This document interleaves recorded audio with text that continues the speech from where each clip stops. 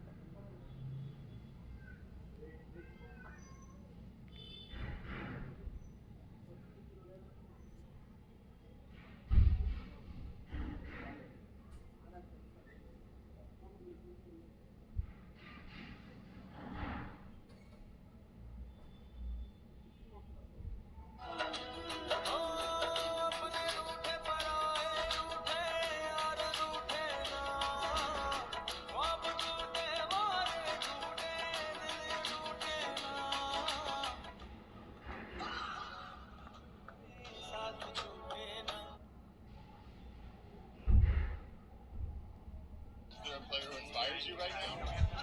I love Coco. I haven't met her yet, but I sure hope so. I want to meet her. Is there a player who inspires you right now?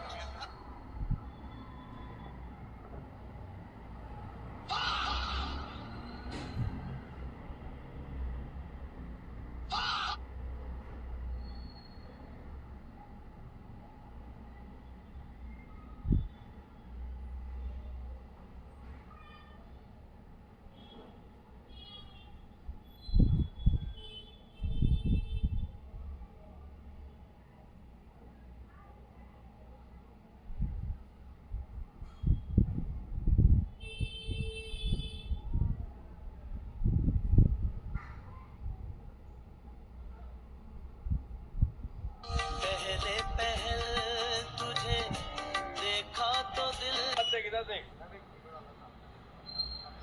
हाँ पता है.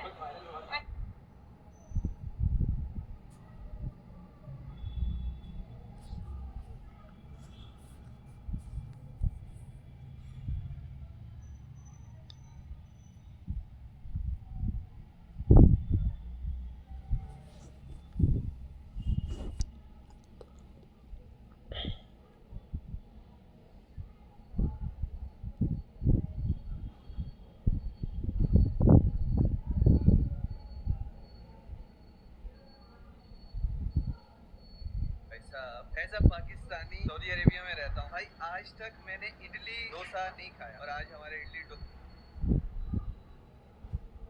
खुशी, दुख, राहत, गुस्सा, शंका और सबसे अधिक कंफ्यूजन, ये वो तमाम इमोशंस थे जो मार्च 2025 में दर्शकों के दिमाग में चकरती की तरह. क्यों?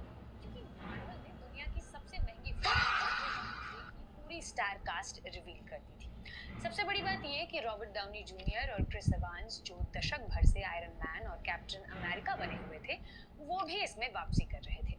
इन दो एक्टर्स ने एवेंजर्स एंड गेम के बाद मार्वल को अलविदा कह दिया था. पब्लिक उनकी वापसी से खुश तो थी, मगर उनके दिमाग में एक बड़ा सवाल कौंध रहा था. आखिर क्यों दुनिया की सबसे बड़ी सुपर हीरो फ्रेंचाइज को सालों बाद ट्रक भर भर के अपने पुराने एक्टर्स बुलाने पड़े? क्यों रॉबर्ट डाउनी जूनियर और क्रिस एवांस को बुलाने की जरूरत पड़ गई? आइए आज इन सवालों के साथ एवेंजर्स डूम्सडे के बनने की पूरी कहानी तफसील से समझते हैं। आमतौर पर इतने सुपर हीरोज का किसी फिल्म में साथ आना लोगों के लिए एक बड़े त्योहार जैसा होता है, मगर डूम्सडे के केस में ये मार्वल को बचाने की इमरजेंसी मीटिंग जैसी लगती है। साल 2008 में रॉबर्ट डाउनी जूनियर ने पहली बार आई एम आयरन मैन कहा था। तब से लेकर 2019 के एवेंजर्स एंड गेम में उनके दोबारा ये शब्द दोहराने तक मार्वल ने खूब मलाई खाई थी, मगर एंड गेम के बाद मार्वल की हालत खस्ता हो गई। आयरन मैन की मौत के बाद इस यूनिवर्स का पूरा स्ट्रक्चर ही भरभरा कर गिर पड़ा। एंड गेम के साथ रॉबर्ट डाउनी जूनियर के आयरन मैन की कहानी पूरी हो गई। क्रिस एवांस का पात्र स्टीव रॉजर रिटायर हो गया, स्कारलेट योहानसन के किरदार की मौत हो गई, मार्क रेफेलो का हल्क एकदम सुस्त हो गया। अगले कुछ सालों में चीजें इस कदर बिगड़ी कि मार्वल सिनेमैटिक यूनिवर्स को आइडेंटिटी क्राइसिस होने लगा। इसके जिम्मेदार खुद एमसीयू वाले ही थे। उन्होंने एक के बाद एक इतनी फिल्में, सीरीज और स्पेशल शोज निकाले कि पब्लिक में उनकी फिल्मों को लेकर उत्साह कम होता चला गया। फिल्मों को लार्जर देन लाइफ बनाने के चक्कर में मेकर्स का अपने फैन बेस से ही इमोशनल कनेक्शन टूट गया। नतीजन जो दर्शक कल तक मार्वल की फिल्मों को सिलेबस की तरह पढ़ रहे थे, आज उन्हें ये तक याद नहीं कि आगे एमसीयू की कौन सी फिल्म आने वाली है। आयरन मैन से लेकर एवेंजर्स एंड गेम के बीच मार्वल का कोर फैन बेस काफी लॉयल था, क्योंकि इन फिल्मों के साथ इसके दर्शक भी बड़े हो रहे थे। लोगों के लिए रॉबर्ट डाउनी जूनियर ही आयरन मैन थे और क्रिस एवांस ही कैप्टन अमेरिका। क्रिस हेम्सवर्थ को देख जनता यही सोचती कि यदि ऑर्डिन का बेटा लोकी का भाई और एसगार्ड का रखवाला थॉर कहीं होगा तो बिल्कुल ऐसा ही दिखता होगा। लोग सुपर हीरोज के कॉस्ट्यूम से ज्यादा उन एक्टर्स से कनेक्ट करने लगे जिन्होंने उन्हें पहना था। इसलिए जब एंड गेम में रॉबर्ट डाउनी जूनियर ने आई एम आयरन मैन कहते हुए थैनोस के सेना का सर्वनाश किया तो लोगों ने किरदार से ज्यादा उस एक्टर के लिए आंसू बहाए। एंड गेम के बाद मार्वल को लगा कि लोग नए सुपर हीरो से भी उसी तरह अटैच हो जाएंगे, लेकिन ऐसा कभी नहीं हुआ। The falcon and the winter soldier series में जब एंथनी मैकी नए कैप्टन अमेरिका के रूप में गुलाटी मारते वांडा विजन सीरीज चर्चा में आई और आकर चली भी गई। शांग-ची और मून नाइट के किरदारों को लोगों ने प्यार दिया, मगर पहले वाली बात नहीं रही। मून नाइट में ऑस्कर आइजैक का काम देख फैंस को उम्मीद थी कि वो और देखेंगे, मगर मेकर्स ने इसका दूसरा सीजन बनाया ही नहीं। हालांकि कुछ समय पहले जानकारी मिली है कि मून नाइट को मिडनाइट सन्स फिल्म में लाया जाएगा, लेकिन तब तक ये किरदार अपने प्राइम 6 साल पर। दूसरी तरफ मार्वल ने थोक के भाव पर फिल्में, सीरीज और कैरेक्टर। एक्टर फ्लोरेंस प्यू नई ब्लैक विडो बनी। हॉकाई सीरीज में केट बिशप के कैरेक्टर में तीर कमान संभाले। मिस मार्वल और शी हल्क जैसे शोज लोगों को टुकड़ों में ही पसंद आए। शी हल्क तो लोगों को बस इसलिए याद है क्योंकि उसमें डेयर डेविल ने कैमियो किया था। एटर्नल्स को एक समय पर एवेंजर्स लेवल का सिनेमा बताया जा रहा था। उसमें Richard Madden, Kumail Nanjiani, Salma Hayek, Don Lee और एंजेलिना जॉली जैसे एक्टर्स साथ आए थे, मगर फिल्म नहीं चली। लोगों से काफी बैकलैश भी मिला। थंडरबोल्ट को केवल क्रिटिक ने पसंद किया, बॉक्स ऑफिस ने नहीं। Fantastic four first steps, captain America, brave new world, the Marvel और ब्लैक पैंथर वकांडा फॉरएवर ने नए कैरेक्टर्स इंट्रोड्यूस किए, मगर ये मूवी वो असर नहीं छोड़ पाई जो एंड गेम से पहले की मूवी कर रही थी। ऐसा नहीं है कि पोस्ट एंड गेम फेज में मार्वल के लिए सब बुरा ही हुआ। स्पाइडरमैन नो वे होम में टॉम हॉलैंड वाले स्पाइडरमैन की मदद के लिए जब टोबी मैगवायर और एंड्रयू गारफील्ड आए तो थिएटर्स फट पड़े। डेडपुल एंड वुल्वरीन में रायन रेनॉल्ड्स और ह्यू जैकमैन ने फैंस की बरसों पुरानी मुराद पूरी कर दी। सबसे खास था लोकी सीरीज में टॉम हिडलस्टन का कैरेक्टर आर्क। यदि मार्वल ने इस फेज में कोई सबसे अच्छा फैसला लिया है तो वो था लोकी के 2 सीजन रिलीज करना। ये मार्वल इतिहास की सबसे बेहतरीन वेब सीरीज बनकर उभरी।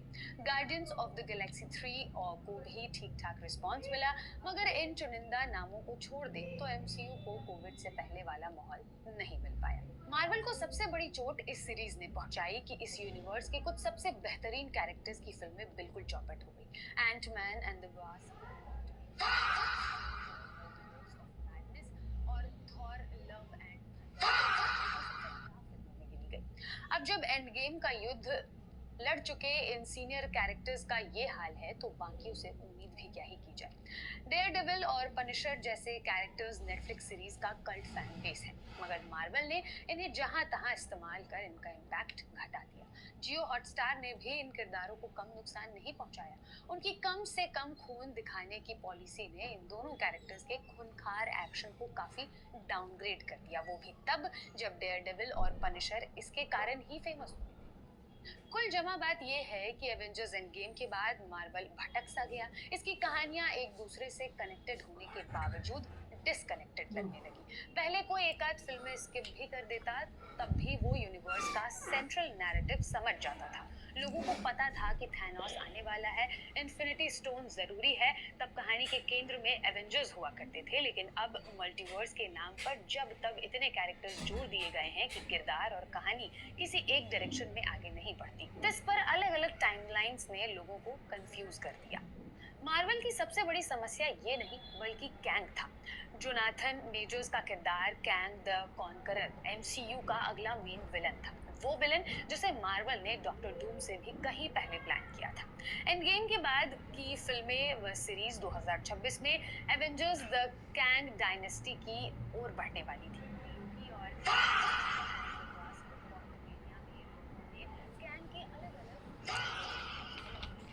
देखा जाए तो एक वक्त तक सब ठीक ही जा रहा था, मगर फिर अचानक बड़ा वक्त था। जोनाथन मेजर्स अरेस्ट कर लिए गए। पता चला कि उन्होंने अपनी एक्स गर्लफ्रेंड के साथ मारपीट की है। इस बात के लिए काफी हो हल्ला मचा और मार्वल को रातों रात उन्हें अपने सभी प्रोजेक्ट से बाहर निकाला। साथ ही उन्हें कैंग डायनेस्टी को भी ठंडे बस्ते में डाल दिया। बनी बनाई फिल्म रिलीज नहीं हुई। कैंग को थैनोस से कहीं बड़े लेवल का विलन बताया जाता है, मगर जोनाथन मेजर्स के कारण एमसीयू को अपने मेन विलन से हाथ ही धोना पड़ा। इससे सब कुछ बदल गया। फिल्मों की कहानियां बदली, किरदार बदले, टाइमलाइन बदल गई। ये सब उस दौर में हुआ जब उनके rival cinematic universe DCU James Gunn के डायरेक्शन में रिबूट हो रहा था। वही जेम्स गन जिन्होंने एमसीयू में guardians of the Galaxy franchise को डायरेक्ट किया है। मार्वल वालों के लिए बड़ा अलर्ट था। टॉप लीडरशिप ने देखा कि उनके ज्यादातर फॉर्मूला फेल हो रहे हैं। ऐसे में उन्होंने इमरजेंसी रीसेट बटन दबाने का फैसला किया। खूब मानी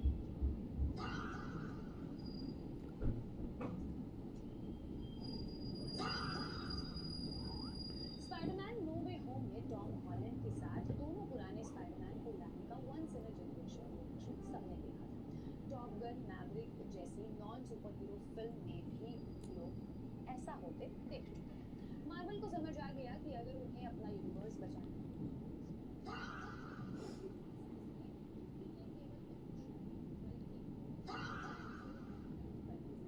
स्पाइडरमैन नो वे होम में टॉबी मैगवायर और एंड्रयू गारफील्ड सिर्फ इसलिए नहीं आए थे क्योंकि वो किसी ऑल्टरनेटिव टाइमलाइन से भटक गए थे, बल्कि इसलिए आए थे क्योंकि मेकर्स को भरोसा था कि लोग इन एक्टर्स को दोबारा देखने के लिए टिकटें खरीदेंगे और यही।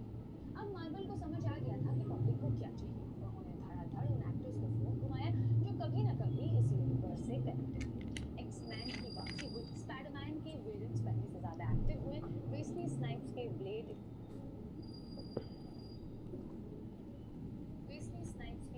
क्रिस एवांस के टॉर्च और जेनिफर गार्नेट के इलेक्ट्रा जैसे ओल्ड स्कूल कैरेक्टर्स वापस लाए गए। ऐसा नहीं है कि सभी कैरेक्टर्स डूम्सडे के लिए ही आए, कुछ इधर उधर की मूवीज के लिए भी लाए गए थे। लेकिन बड़ा सवाल ये था कि कैंग के बाद मार्वल के इस नए फेज का विलन कौन होगा। इसमें डॉक्टर डूम का नाम इस किरदार में पीकी ब्लाइंडर्स वाले किलियन मर्फी को कास्ट किया जाएगा। यदि जोनाथन मेजर्स वाला केस नहीं होता तो मार्वल वाले देर सवेरे ऐसा ही करते, मगर फिर उन्होंने एक ऐसे एक्टर को कास्ट किया जिससे पूरा खेल बदल गया। 27 जुलाई 2026 को सैन डिएगो सिनेमाकॉन के मंच पर एक शख्स हरी हुडी और डॉक्टर डूम का मास्क पहनकर आगे आया। लोगों की एक्साइटमेंट के बीच उसने अपना मास्क उतारा, फिर जो चेहरे सामने आए उसने पूरे इंटरनेट को हिलाकर रख दिया। मार्वल सिनेमैटिक यूनिवर्स के अगले सुपर विलन डॉक्टर डूम के